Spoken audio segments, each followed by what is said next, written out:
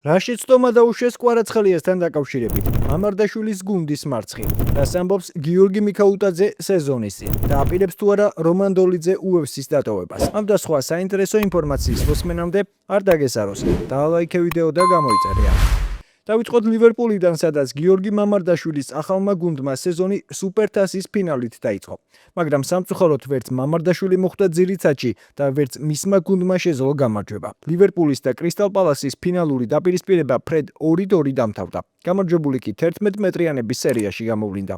პალასმა ეს დაპირისპირება 3-2 მოიგო. შედეგად გიორგი მამარდაშვილის კარიერის პირველი ტიტული გადაიდო. ლივერპული კი პრემიერ ლიგის პირველ ტურში 15 აგვისტოს ბორნმუთს უმასპინძლებს. იმედია, რომ გიორგის უფრო მეტი სათამაშო დრო მიეცემა, რომ შესაძლებლობები ბოლომდე გამოავრინოს. გიორგი მიქაუტაძის ლიონმა კი ახალი სეზონის დაწყებამდე ბოლო ამხანაგური შეხვედრა ჩაატარა, სადაც ხეტაფე 2-1 დაამარცხა. რაც სასიხარულო არის ის, რომ ამ შეხვედრაში ქართველმა მორიგი გოლი გაიტანა. პირველ ტაიმში მიქაუტაძემ 11 მეტრიანი პირველ ცდაზე ვერ გამოიყენა, თუმცა დამატებაზე ზუსტი აღმოჩნდა. ქართველმა მეორე ტაიმში 11 მეტრიანი თავადაც მოიპოვა. აღსანიშნავია ისიც, რომ ეს შეხვედრა საკმაოდ უხეში გამოდგა და ქართველს ექიმების დახმარება არაერთხელ დასჭირდა. ამ ფაქტზე შეხვედრის შემდეგ მიქაუტაძემ თავად ისაუბრა. UFC-ს შეხვედრა იყო, ბევრი უხეშობა იყო, მაგრამ ის გავაკეთეთ, რაც უნდა გაგვეკეთებინა. ჩვენი ბოლო ამხანაგური შეხვედრა გახლდათ, რათა ლანსში კარგ ფორმაში წავსულიყავით. ფეხებში რამდენიმე დარტყმა მივიღეთ, მაგრამ გამოვჯანმრთელდებით. თამაშის საშუალება არ მოგცეს, თუმცა კარგი თამაში მაინც მოვახერხეთ. კარგი მოსამზადებელი ეტაპი ჰქონდა.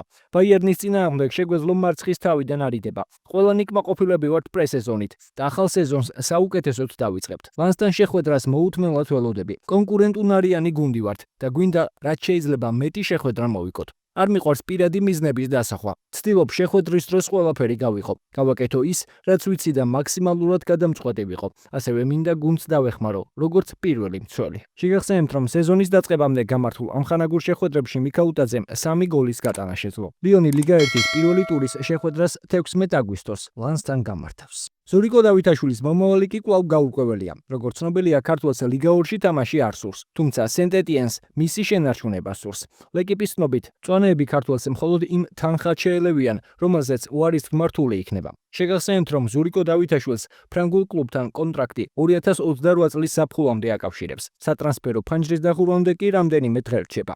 სენტ-ეტიენმა ლიგა 2-ის პირველი ტური უკვე ჩაატარა, სადაც ლავალს ესტუმრა და ფრედ 3-3 ითამაშა. დავითაშვილი შეხვედრაში 63 წუთზე ჩაერთო. მოკლე დროში ქართველმა 3 წარმატებული დრიბლინგის, 18 ზუსტი პასის და 8-დან 5 ორთაბრძოლის მოგება შეძლო. აღსანიშნავია ისიც, რომ შეხვედრის ბოლო წუთზე ზურიკოს წინააღმდეგ უხეში თამაშისთვის მოედნიდან ლავალის მცველი გააძევეს. მწვანეები მომდევნო შეხვედრას 16 აგვისტოს როდეზის წინააღმდეგ გამართავენ. აქვე კომენტარებში დაწერეთ, სად ისურვებდით ზურიკოს ხილვას ახალ სეზონში. ოქროს ბურთის ნომინანტის ხვიჩა კვარაცხელიას პარი სენ-ჟერმენი კი მორიგი ტიტულის მოგებისთვის ემზადება. ქართველის გუნდი ამჯერად სუპერთასის მოპოვება შეეცდება. ამისთვის კი მათ 13 აგვისტოს ტოტენჰემის დამარცხება მოუწევთ. ამის შემდეგ კი 17 აგვისტოს ლიგა 1-ის სეზონს ნანტთან შეხვედრით დაიწყებს. ჯერჯერობით უცნობია, ექნება თუ არა რაიმე ცვლილება ლუის ენრიკეს შემადგენლობაში. თუმცა, თქვენ რას ფიქრობთ? შეძლებს თუ არა პარი სენ-ჟერმენი ტოტენჰემის დამარცხებას? დაწერეთ თქვენი აზრი კომენტარებში. აქვე გეტყვით ერთ საინტერესო ამბავს.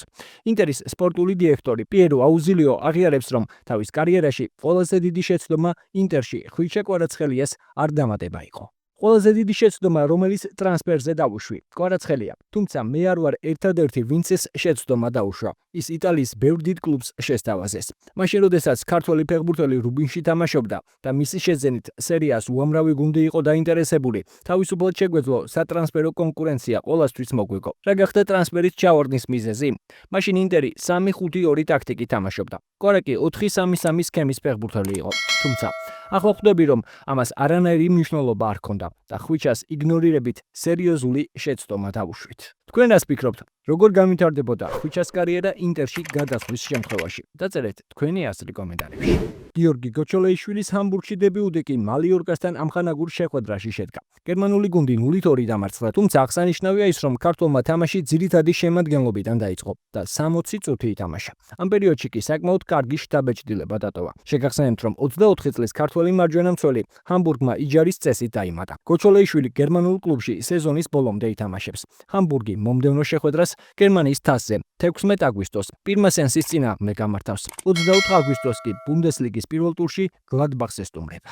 ახლა კი UFC და ქართველის დასანანი მარცხი. სამწუხაროდ რომან დოლიძის სამბრძოლიანი და უმარცხებელი სერია შეწყდა. ქართველი მებრძოლი UFC Vegas 109-ის მთავარ ბრძოლაში ენტონი ერნანდესთან მეოთხე რაუნდში დამარცხდა. მეტოქემ დოლიძე მარხჩობელა ილეცე გამოიჭირა და დანებება აიძულა. შეგახსენებთ, რომ დოლიძემ კარიერაში მე-19 ბრძოლა გამართა და მე-4-ით დამარცხდა. აქვე გეტყვით, რომ გავრცელებული ინფორმაციით დოლიძემ მარცხის შემდეგ UFC-დან წასვლის წერილი გააგზავნა. თუმცა ეს ოფიციალური ინფორმაცია არ არის. ეს კიდევ უფრო საეჭვოა ინფონზე, რომ რომანმა ერნანდესთან ბრძოლამდე UFC-ში 6 ჭხუბიან კონტრაქტს მოაწერა ხელი. თუმცა მაინც თქვენ რას ფიქრობთ? უნდა დარჩეს თუ არა რომან დოლიძე UFC-ში? დაწერეთ თქვენი აზრი კომენტარებში. აქვე შეგახსენებთ, რომ Newsmakers-ის Instagram გვერდზე თამაშდება UFC-ის საჩემპიონო ქამრის რეპლიკა, რომლის გამარჯვებული 5000 გამომწერზე გამოვლინდება. ასე რომ არ გამოტოვო ეს შანსი. ნახე Newsmakers-ის Instagram გვერდზე აპინული გათამაშების უმარტივესი წესები. და ბოლოს, თუ მოგეწონათ ვიდეო, დალაიქეთ, გამოიწერეთ არხი და ჩართეთ ზარისხილაკი, რომ არ გამოგჩეთ შემდგომი საინტერესო სიახლეები.